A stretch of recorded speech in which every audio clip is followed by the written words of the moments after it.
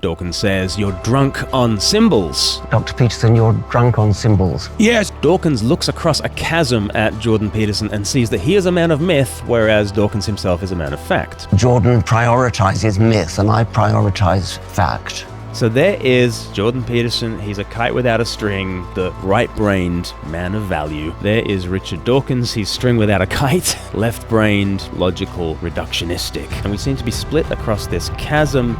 Is there anything that can reunite us? Hi, I'm Glen from Speak Life. We like to see all things through the lens of Jesus. Well, the dialogue has happened between Jordan Peterson and Richard Dawkins, and in between has been Alex O'Connor. And it was very much the clash of fire and ice that we all expected it to be. And I guess what comes in between fire and ice is Alex O'Connor. I guess he's lukewarm water in the middle. And Alex O'Connor's presence in the middle was absolutely necessary because these two really don't understand each other very well. Here are some of the things that Richard Dawkins has said about Jordan Peterson. When he talks about religion, I think it's bullshit. I think that he doesn't make any sense at all. I think he's impressing people by using language they don't understand. And that difference comes out a number of times in this dialogue. Dawkins says, "You're drunk on symbols." Dr. Peterson, you're drunk on symbols. Yes, you mentioned. I've heard that comment. Yeah. Dawkins looks across a chasm at Jordan Peterson and sees that he is a man of myth, whereas Dawkins himself is a man of fact. Jordan prioritizes myth, and I prioritize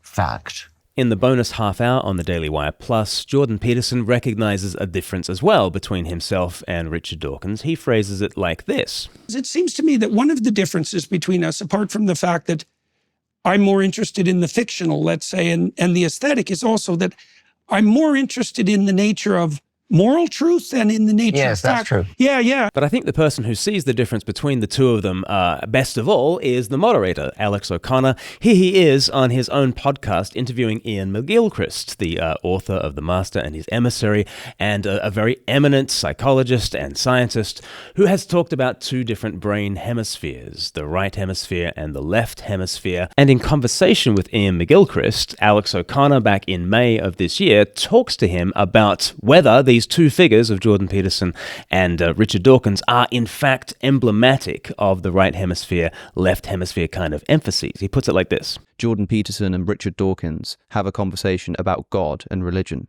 And Peterson is talking about sort of narrative and how things are truer than true, and that, you know, it's kind of fiction, but it's a special kind of fiction. And then Richard Dawkins being like, I want to know if you put a camera in, you know, if you put a camera in front of the tomb, would you see a man walk out of it? Like, did it literally happen?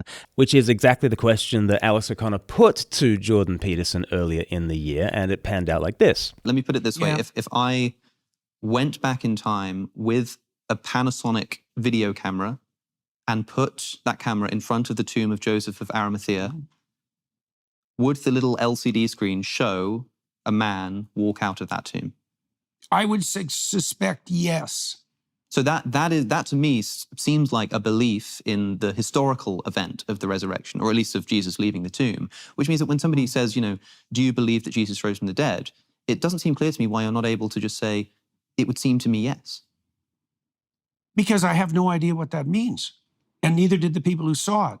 So Alex is very used to putting the Richard Dawkins style of question to Jordan Peterson, and I don't think Alex O'Connor was particularly satisfied with the answer that Jordan Peterson gave. So Alex O'Connor is alive to the ways in which Richard Dawkins will not understand Jordan Peterson. He's also alive to the ways in which Jordan Peterson doesn't understand Richard Dawkins. It seems more understandable to me that Richard Dawkins is baffled by Jordan Peterson being asked, did the Exodus story happen? And Peterson responds, it's still happening. That's his response, quite baffling.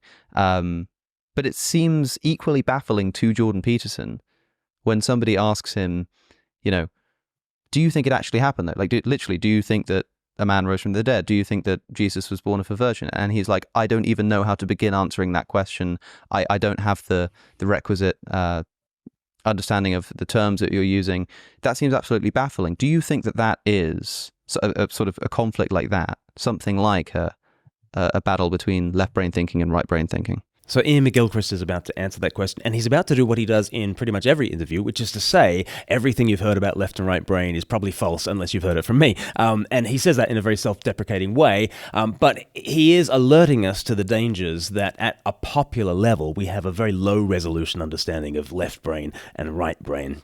And we just think left brain is logical and right brain is big picture, whereas it's much more about your attention and spheres of attention, and whether you're attentive to the macro or to the micro.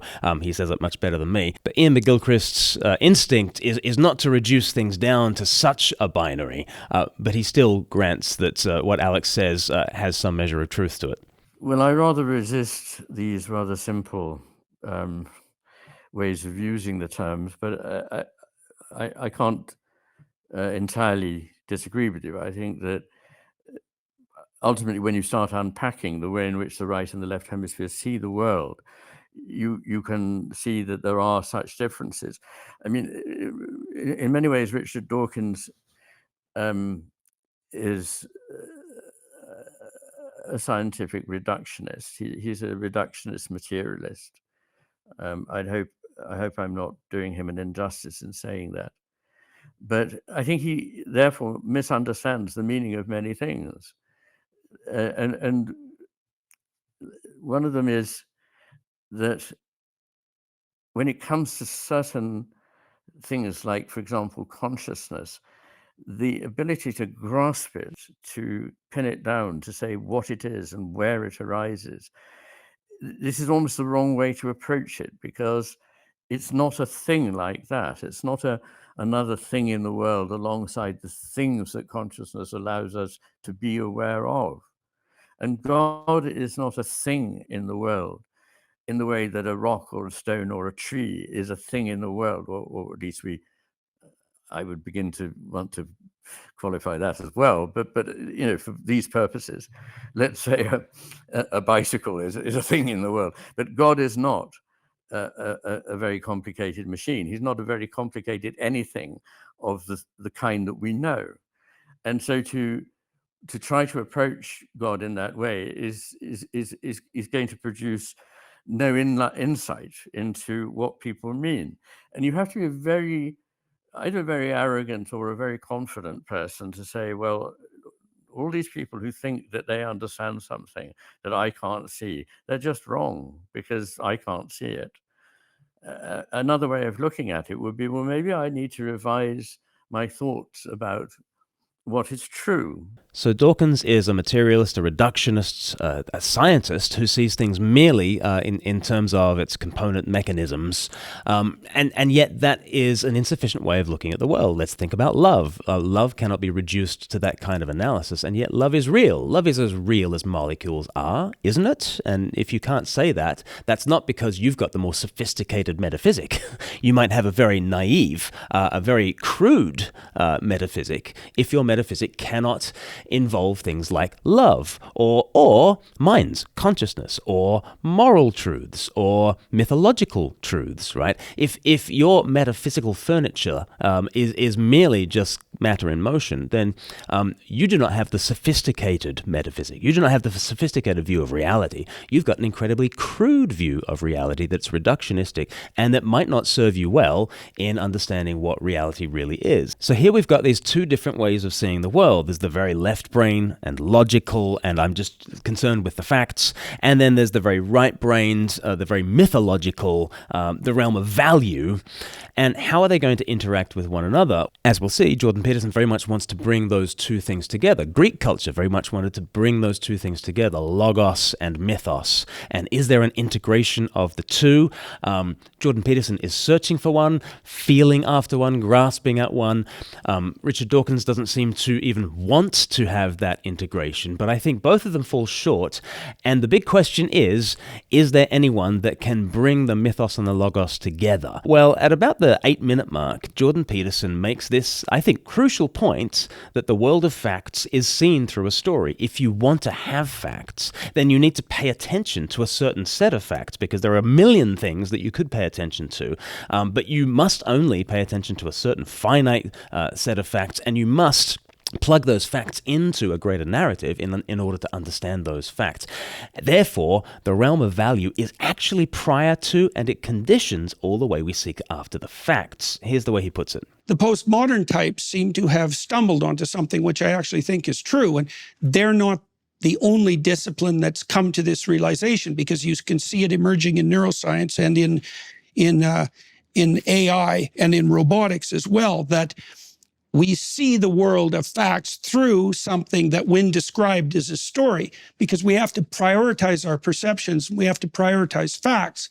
And as far as I can tell, a story is a verbal account of how our perceptions and the facts that we encounter are prioritized. So, for example, when you go see a movie, the movie has a hero, and what the writers do is they show you how the hero prioritizes his perceptions, what he attends to, and how he acts, and you derive from that the story of his life and his ethic. And the idea that we have a story, that we have to organize our perceptions in priority, and that the description of that organization is a story, that's a very revolutionary idea. And I think the postmodernists got that right. And I think that's why we have a culture war going on, at least in part, is because the idea that we see the world through a story, or that a story is a description of the structure through which we see the world, I think that's accurate, because we have to prioritize our perceptions. So, Professor Dawkins, that's a tricky problem. Well, I would prioritize my perceptions like this. The fact that I care about are the facts that are true and have evidence going for them. And I'm not that interested in symbols.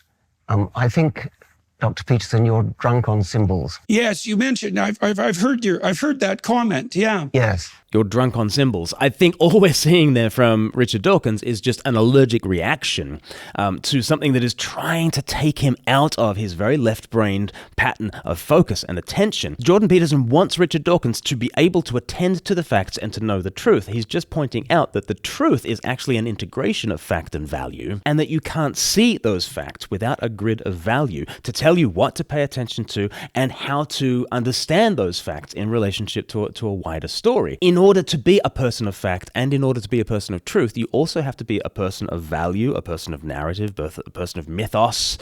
To be logical, you also have to be mythological. That's kind of Jordan Peterson's point. I'm not really sure that Richard Dawkins actually understands it. I mean, for example, I counted up in your book, We Who Wrestle with God, a number of references to Cain. Mm-hmm. There are 356 references to Cain in the book, and 20 references to the descendants of Cain. You're obsessed with Cain because Cain is symbolic of evil. All the evil in the world, you more or less blame Cain for. And this is Cain. I mean, you don't believe Cain actually existed, I presume. So yes, Jordan Peterson is indeed obsessed with Cain. He seems to be obsessed with Cain even more than Adam and Eve, even though I think Adam and Eve is a far more central story scripturally and more fruitful. But Cain and Abel is indeed a very early, ancient, primordial story in Scripture that explains so much in our world. So I can kind of understand why Jordan Peterson is so interested in that. But notice what kind of attention Richard Dawkins wants to pay to that story. Were they individuals? Were they brothers who were born to Adam and Eve? And if they weren't, he's not interested in the story at all, which is a very odd way of treating stories. But how does Jordan Peterson respond? Well, I think of Cain as, well... Do you believe Cain existed?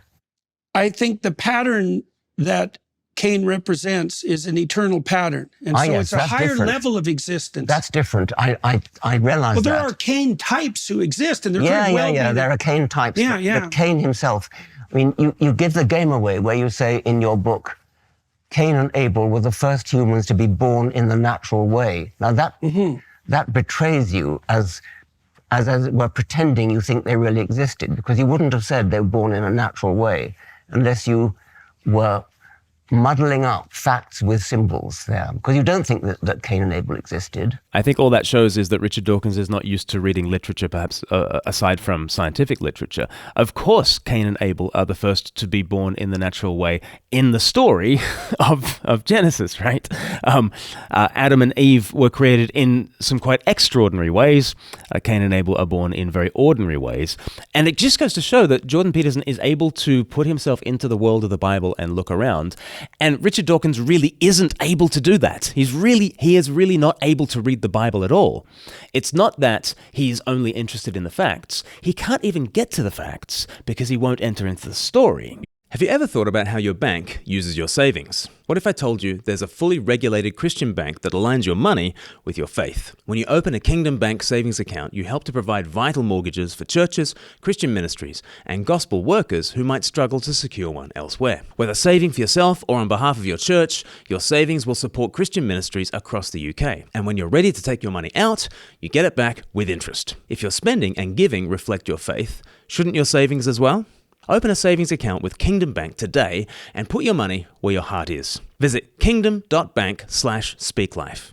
Kingdom Bank is a member of the FSCS and regulated by the Financial Conduct Authority and the Prudential Regulation Authority. But let's see how Jordan Peterson responds. Well, what do I think about Cain and Abel? I said, I think the pattern that they represent always exists. Always exists. You understand that that's a different thing. Why is it a different matter? A pattern that they represent, the conflict between brothers, the rivalry between brothers. This is a fundamental pattern, which yes, it's something that's there. But I care about facts. I mean, did they exist or did they not exist? Well, I can imagine a situation where when the story was originated, that it referred to two actual brothers. But as the stories propagate across time, as they mutate, as they adapt, let's say, to the structure of human memory, they deepen and they become broader. And so then they become emblematic not only of the pattern of conflict that might characterize the original two brothers that the story was about, but about the conflict between brothers as such, and then the more fundamental levels of conflict that exist within human beings, which is what you see in more sophisticated literature. It's like the biblical accounts speak of fact in a factual manner upon occasion, but the biblical accounts also speak poetically and metaphorically and allegorically, and people who are sophisticated in biblical analysis have known this for centuries.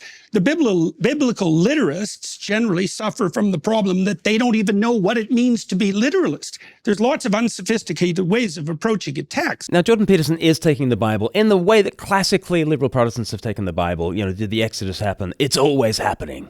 Did the road to Emmaus happen? It's always happening. Did the resurrection of Christ happen? It's always happening. Did Cain and Abel happen? It's always happening. And there's something that's true about that. And there's also something that's right about Richard Dawkins insisting that the historical fact of it matters. The historical fact of it does matter, actually, at the end of the day. And Jordan Peterson, the way that you frustrate Richard Dawkins, sometimes you frustrate Christians as well, because we are totally on board with you as you want to take the story seriously and jump in with both feet to this strange new world of the Bible and look around and take it on its own terms. That's true. It's also important that that story connects with our reality.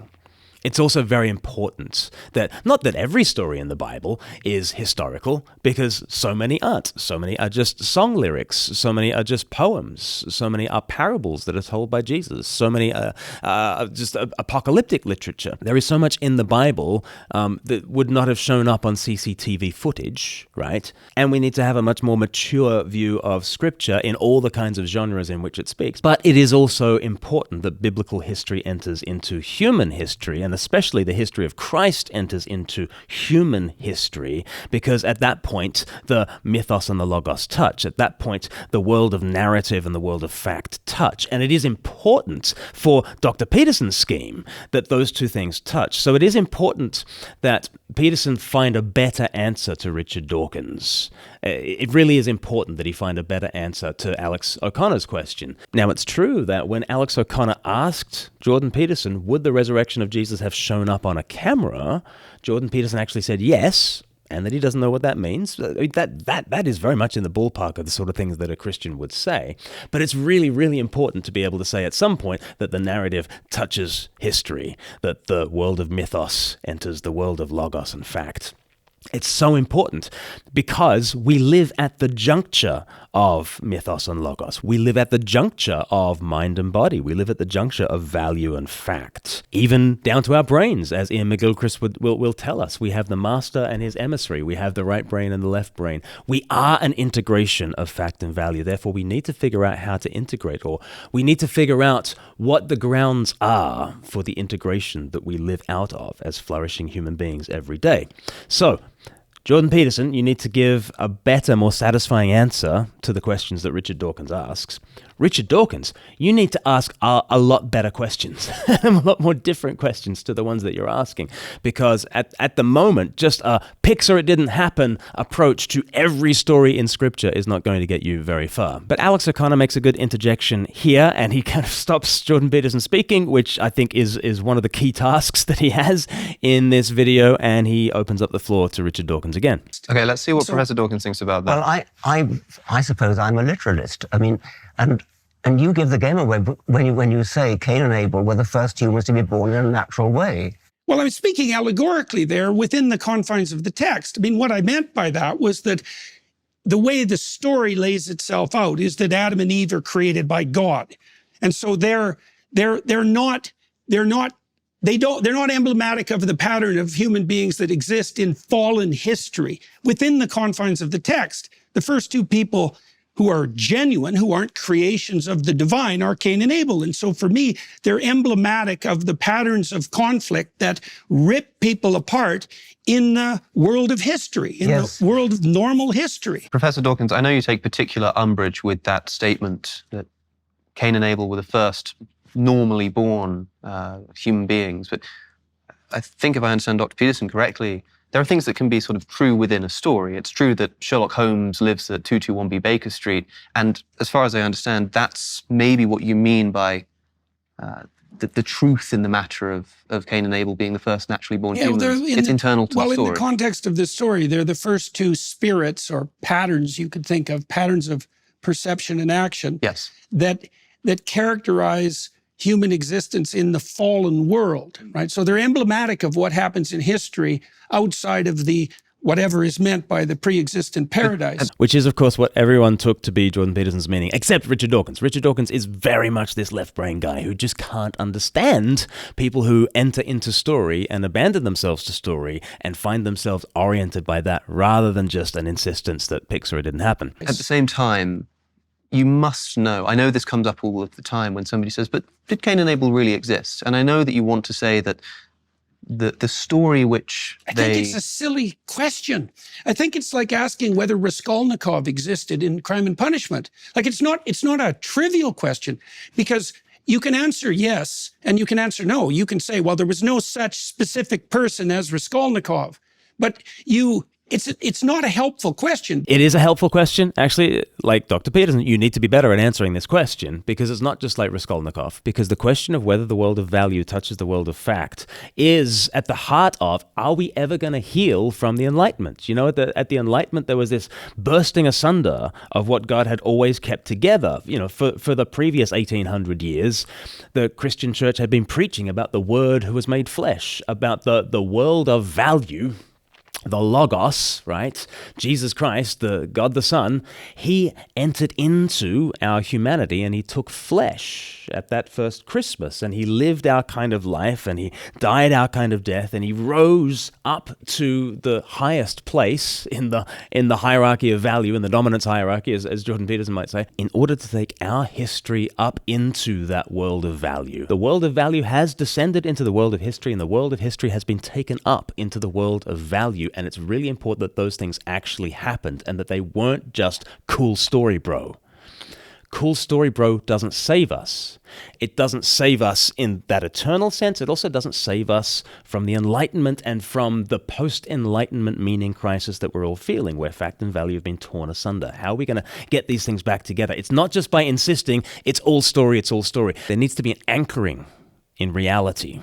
And so it's not just like Raskolnikov. Because the reason that Dostoevsky's Crime and Punishment is a masterpiece is because Raskolnikov was everywhere in Russia when Dostoevsky wrote Crime and Punishment. And so Raskolnikov is hyper-real, not real. But to be clear, is that how you feel about Cain and Abel? That is to say, an I identifiable think they're hyper-real. Homo sapiens called Cain, It's irrelevant. who murders his brother. In a sense, it's irrelevant to me because even if they were real, like, we don't know anything about them as Well, of course they historical weren't real. figures. Of course, even if they weren't real, of course they weren't real. Well, like I said, it could have been the case that when the story originated, way back when it originated, that the first people that were described by the first person who generated the seeds of the Cain and Abel story were referring to actual people. But it doesn't matter because the text is being compressed and modified over a vast span of time. Yeah, no, it does matter. It does matter that the world of story actually enters into the world of fact, and the world of fact touches the world of value.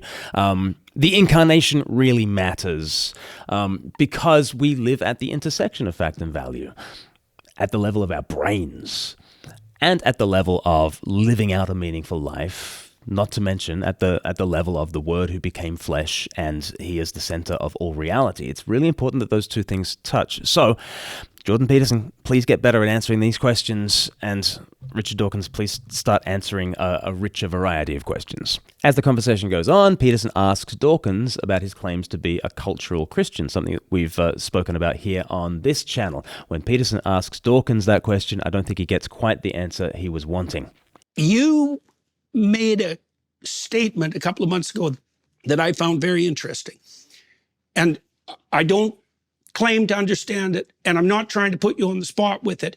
You said that you were a cultural Christian. Okay, and so that raised a number of questions in my mind. And the first question was, You are changing the subject. No, I'm not. No, I don't think so. Okay. I may be leaping outside of the topic a bit to get back to it. We can do but cultural Christianity, but I think, because I have a list of questions that you wanted to ask, and that is one of them. But I think Professor Dawkins did ask you... You were referring to the predictive power and to the utility of the stories. Yeah. Okay, so that's actually what I was trying to zero in on. Go ahead. Okay, so that was the point. Well, it seemed to me that your proclamation that you were a cultural Christian was a recognition and a statement that you had found something in the culture that had been derived from Christianity that you had an affinity with, and that there's some reason for that. And one of the things I wanted to ask you is, well, what do you think that Christianity got right that allows you to make a statement like that? I mean, I know that there's differences perhaps in what we both think about the ultimate veracity of the biblical stories. Maybe there isn't differences. Like, it would take a lot of conversation to figure this out. But what did you mean by that? Like, what do you think that Christianity got right that would enable you to make a statement like that? Virtually nothing. I meant by that no more than that I'm brought up in a Christian culture. I went to Christian schools. I therefore know my way around the Bible. I know my way around the Book of Common Prayer. I know the hymns. That's all. I don't value Christianity as a truth system at all. Okay, so let me ask you about that, because maybe that's true and perhaps it's not. So the first question is, like, do you think that there are any marked differences between cultural traditions that would enable you to rank order them in terms of their ethical validity? Yes, I do. That's a very good question, because Richard Dawkins is not being honest if he says he means virtually nothing by being a cultural Christian. He said it on LBC in the context of Islam being on the rise in the West, and he prefers Christianity to Islam. Peterson is basically saying, look, even if you think Christianity is way down here, if you think Islam is even worse, then you must think that there's something up here that rank orders Christianity as superior to Islam. What is that? What is that highest order thing, right? You do believe in a realm of value, don't you? Okay, so for example, we could contrast mainstream UK Christianity with Islamic fundamentalism. Yes. Okay, so there's a hierarchy. There is a hierarchy. Okay, a hierarchy that points to what?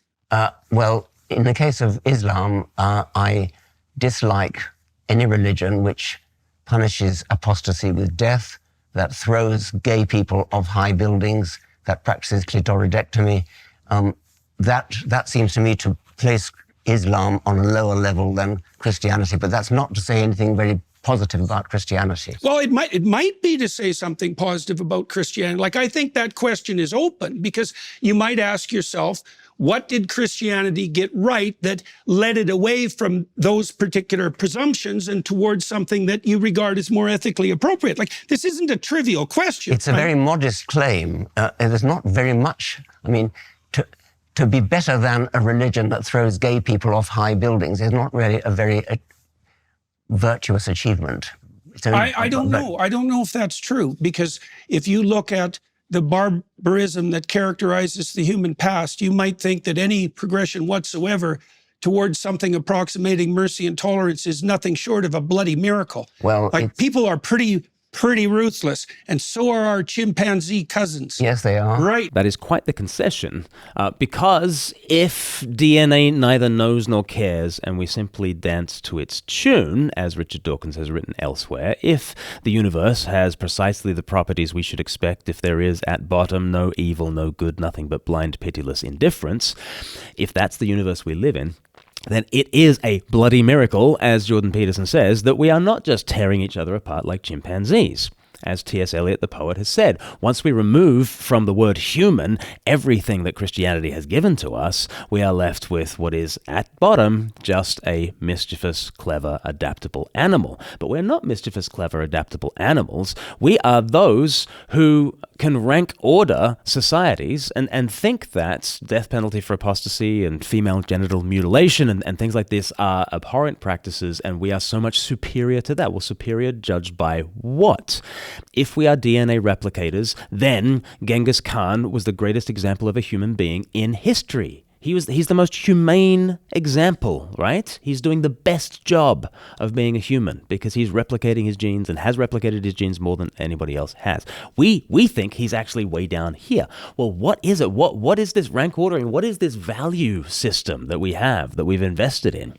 That enables Richard Dawkins to say this, and it enables him to say, I'm a cultural Christian and I see the benefits of Christianity in the world. Christianity has done something to this world that is absolutely astonishing. It's a bloody miracle, as Jordan Peterson would put it. So Richard Dawkins, if he's being consistent, has just admitted that in his inventory of metaphysical furniture in the universe, that there is a moral dimension, and that it is better to have a society that does not practice female genital mutilation, and a culture that does not throw gay people off buildings, and a culture that does not have the death penalty for apostasy. It is better. It is better that there is a rank ordering of cultures like that. And I assume that, extrapolating from that, Genghis Khan was not a better example of a human being than Richard Dawkins is, or Jordan Peterson, or like if he admits to that, then we are living in a universe in which Be More Genghis is not the DNA replicating drumbeat that we must dance to. But that's a very different universe to the one that he describes simply as a scientific reductionist. Does he really mean that it is better to be a cultural Christian than it is to be a Muslim in that sense? Does he really mean that? Okay. I don't think he's taking that sufficiently seriously, but then he asks the question back to Jordan Peterson, okay, well, maybe I need to factor in that realm of value into my world, but what about you, Dr. Peterson? Is the world of story that you live in simply fiction, or is there fact to it? And so he goes back to his questions. Was there a virgin birth? Was there a resurrection? What I care about is the truth value. I see no truth value in the claims of Christianity, the virgin birth, the resurrection, the miracles. Do you believe in any of those? Do you believe Jesus was born a virgin? As I said before, there are elements of the text that I don't feel qualified to comment on. My experience has been that the more, I know from a metaphorical perspective and from a mythic perspective what the story of the virgin birth means. And I accept that. I know, for example, that any culture that doesn't hold the image of the woman and infant sacred dies. Do you mean? And I don't know how that needs to be expressed in a form. Is it true, though? Do you mean that you don't know? Well, let me ask you about that, because truth, this is something I talked with Sam Harris about too. Truth, as we know, is a tricky business. Okay, Jordan gets quite animated in this discussion, and you'll see him at times kind of reaching over, almost touching the knees of Richard Dawkins, because he's really animated in this conversation. I don't think it's exactly the sort of conversation that Richard Dawkins wants to have, but he's doing the thing that he very often does, and I don't even know what means, and it can get a little bit frustrating. I understand why he is frustrated. I understand he is frustrated when very left-brained people cannot understand that we live in a world of value and cannot actually surrender themselves to the greater story and see that greater truth. But he should also understand that he himself is frustrating. Jordan Peterson is a kite without a string at times. There is a realm of value, but how is it tethered? How is it earthed to our history, to our reality, to us? His project so often is a bottom-up project of how we kind of grow towards and yearn towards and evolve towards transcendent truths, towards God, you might say. It's very much a bottom-up kind of project. But does it ever get to this transcendent ideal? Does it ever get to God?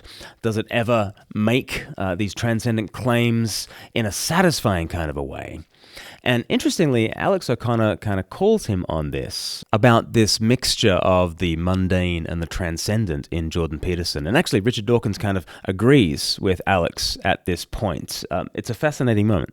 When you say that this divine spirit behind the Bible is actually just the way that it has evolved throughout the human history, throughout the different manuscripts that we've had, then saying that is what divinity is, I think, for you, may drag the mundane up into the realm of divinity. Mm-hmm. But I think for people like Richard, and for many people listening, what it does instead is drags the divine down to the realm of the mundane. Very well put, yes.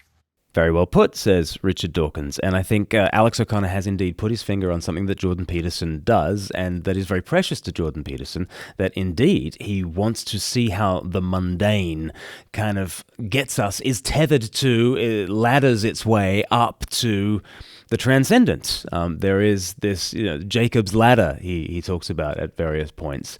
You tidy your room. It's literally written onto his suit. Did you notice that? If you zoom in on his pinstripe suit, those aren't stripes. That's just the letters. Tidy your room, tidy your room, tidy your room, tidy your room. Whereas Richard Dawkins is wearing a double helix DNA tie. So they are beautifully in costume for this left brain, right brain conversation. Jordan Peterson embodying value, and Richard Dawkins embodying kind of biology there. But Peterson is constantly thinking about how to scale up from tidying your room to putting your own house in order to putting your neighborhood in order to then think about the world. And he goes from the very practical and the particular to the transcendent and the divine. And that's kind of his approach to the Bible as well, just as we have evolved, according to Jordan Peterson, so the scriptures have evolved, but they have evolved with some kind of spirit that you may as well call a divine spirit. Alex O'Connor says, well, you seem to think that you're making the mundane into something that's actually divine. Aren't you actually making the divine something that's actually pretty mundane at the end of the day? It's just a human product. The scriptures are just a human product, and we are just DNA replicators, aren't we, at the end of all things? Now, what do we say about this? Well, it depends which God we're talking about. Which divinity is it that becomes mundane? Because there are a lot of divinities that have no interest in being made flesh, let's say. There are a lot of divinities that don't really interact with this world. Sure, there are a lot of divine myths in which the gods and the godlets have their fights and their fracas in dream time, but not in our history. The God who actually enters into the mundane and who actually takes the mundane and lifts it up into the transcendent is a very particular God. And I think that particular God opens up a real possibility for fact and value actually intersecting and connecting. The project that Jordan Peterson wants to have succeed is a project that is God's project, actually. The transcendent one who enters into this world in all its mundanity is a very particular God. It's the God of Jesus Christ, who at his own initiative enters in from on high down to our earth in order to take us in all our particularity and bring us back into his transcendent realm. So, in a sense, Jordan Peterson is wrong because he's trying to do it from the bottom up, but also Alex O'Connor is wrong in thinking that there's something bad about the mundane being lifted up into the transcendent, or the transcendent being brought down into the mundane. That is indeed how fact and value unite. That is indeed what will reunite our culture that has forgotten Jesus Christ and that has therefore struggled for the last 300 plus years to actually integrate word and flesh, right? Value and fact. The kite and the string. We're having trouble at the foundation of our culture. There's no evidence whatsoever from the scientific perspective that we can orient ourselves in the world merely in consequence of the facts. Sure. And that's a fact. And Jordan Peterson puts words to this. In the bonus content, there's an extra half hour on the Daily Wire Plus, and they get into a conversation, and the first 10 minutes of that conversation is really fascinating, and the rest of it devolves into pretty much what you see on YouTube as well. But in that conversation, Jordan Peterson reiterates his great concern for the West that we have broken down. Our metaphysic does not allow us to integrate fact and value anymore. But if you go back to medieval times, they really knew about the integration of fact and value. Why were medieval people able to integrate fact and value? Because they believed in Jesus. And this is the way that Jordan Peterson puts it. It's self-evident, I would say, that the deity that's presented, let's say, in the Old and New Testament is a deity that's characterized as a character, as a personality. Yes. And then there's an insistence, this is an interesting insistence, that personality takes embodied form in the New Testament, right? Yes. Right, okay. So now, this is an idea that the medieval theologians pursued to a great degree because they regarded the human soul as a microcosm. And so there's a notion that reality itself is best understood as a personality that you enter into relationship with, and that can be embodied. So like there's this notion that Christ puts forward in the New Testament that he is it's the Word made flesh. That's exactly the idea, that the Spirit that emerges in the characterization of God in the Old Testament across the various stories is given full expression in embodied form by the drama of the Passion.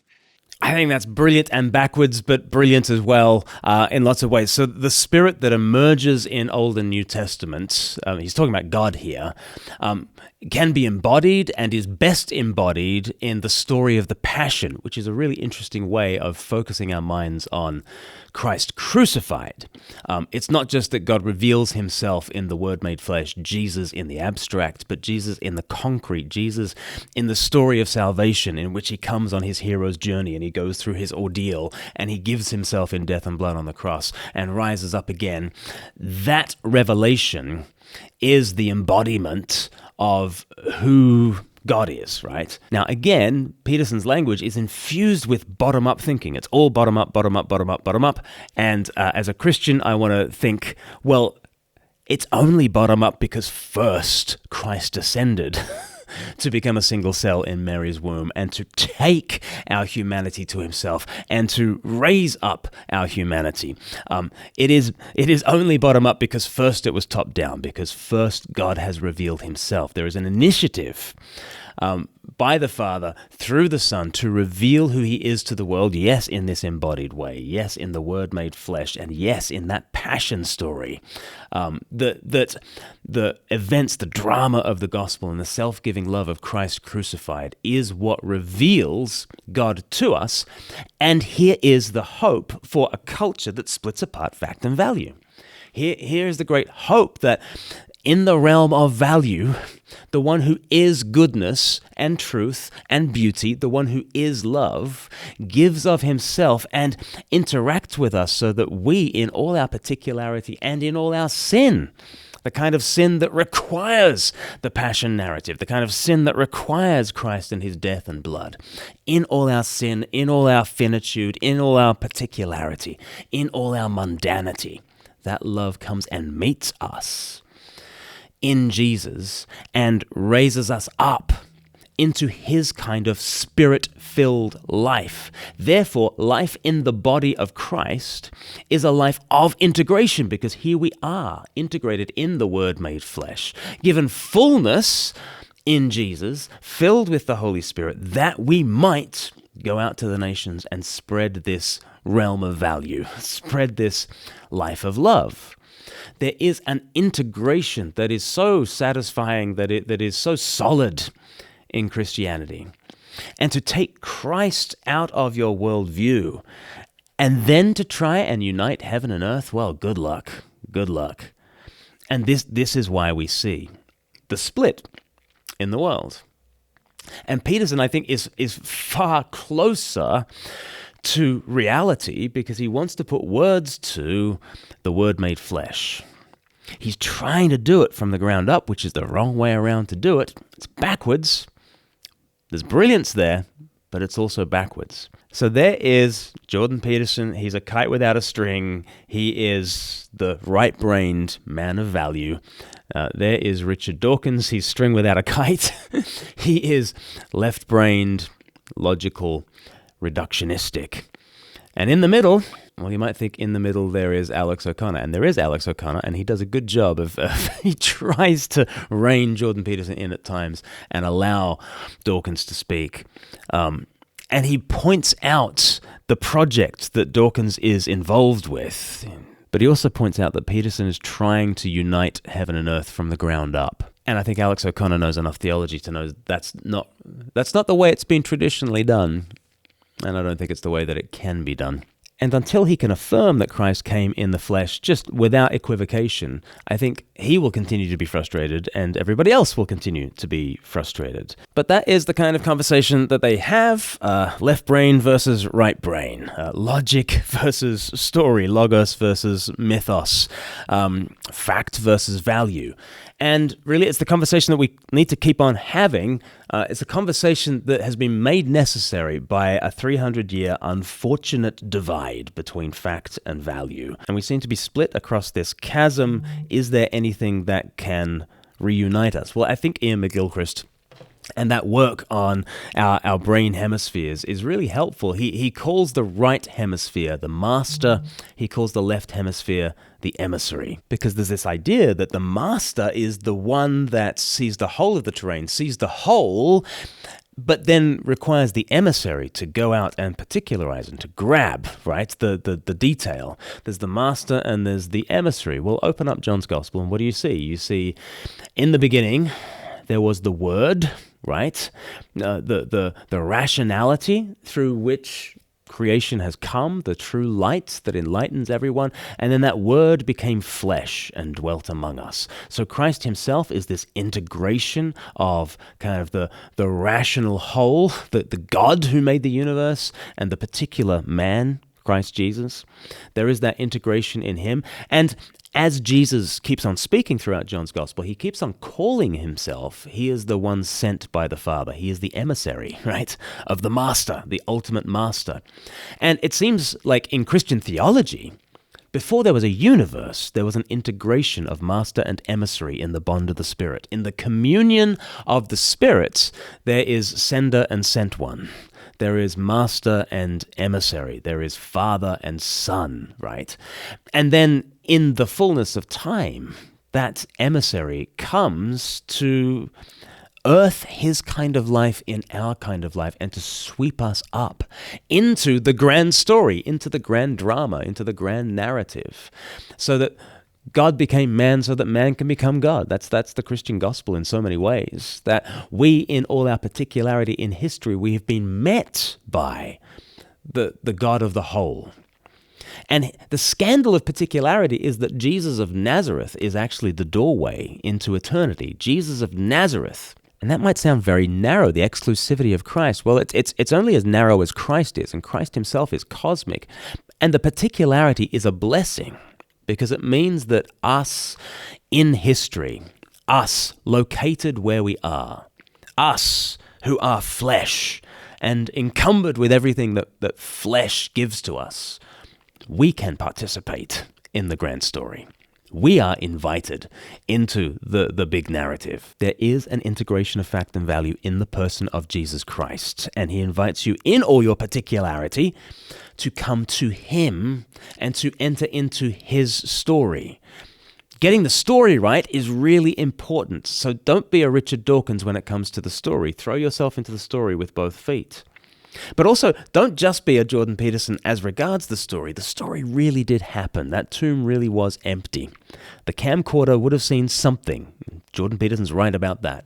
What that would have looked like, I agree with Jordan Peterson. I don't know what that would have looked like. Many people didn't recognize Jesus after his resurrection. And in fact, as he walks with the couple on Easter Sunday on the road to Emmaus, they don't recognize him either. But you know how he reveals himself to them? He invites himself to their place, and in the breaking of bread, their eyes are open, and they see, and they say, were not our hearts burning with us when we were walking on the road, and he was explaining the scriptures to us? You see, this is the way faith happens. You enter into that story. You hear the story of the scriptures again. It starts to reorient you and refocus your attention on what is really true. And really in that story in Luke chapter 24, the couple who are on the road to Emmaus, they're not getting it. They haven't understood about Christ and his resurrection. And it takes the scriptures to reorient them and refocus them on who Jesus is. And Jesus actually says, how foolish and slow of heart you are to believe all that the prophets have spoken. There needs to be that moment of reorientation. There needs to be that moment that I have been paying attention to all the wrong things, and I have been orienting myself to all the wrong narratives. I have been valuing all the wrong things. I've been paying attention to all the wrong facts. But in the story of Christ, I am reoriented, and I say, oh, how foolish and slow of heart I was. And then Jesus invites the couple to break bread with him. It's like a miniature church service, right? It's this sacramental act. It's communion. And in the breaking of bread, in that very particular action that is very fleshy, very carnal, and in the particular, their eyes see him. And this is how faith will happen for you. And this is how the realm of the particular and the universal gets integrated. The emissary and the master, the fact and the value, the left brain and the right brain. We are integrated in the person of Christ because walking away from him has been the great cause of our divorce of fact and value. So let's make our way back to him. And a great way that you can do that is go to 321course.com. Have you done the 321 course? You can enter your details, start an account, and you can binge it in a couple of hours or do it session by session. Over 8 videos, you can understand who is Jesus. He is the Son of the Father. He is the Word made flesh. He is the answer to the split in this world. Why don't you come home to Jesus? Go to 321course.com. That'll do us for now on this video. What did you make of the Jordan Peterson and Richard Dawkins conversation? What did you make of Alex O'Connor and his moderation? I thought he did as good as he could possibly do in that very difficult situation. What do you think I missed on my analysis? I'd love to see you in the comments. And if you've got this far, it must be worth a like, mustn't it? And why don't you think about who you can share this episode with on social media or on WhatsApp or something like that? And please do hit subscribe so we can see you on the next one. Bye-bye. The world of value and the world of fact coincide in some manner that we don't yet understand. Those two pathways, foundation of our culture. There's no evidence whatsoever from the scientific perspective that we can orient ourselves in the world merely in consequence of the facts. Sure. And that's a fact. It's quite wordy. It doesn't resonate with me at all.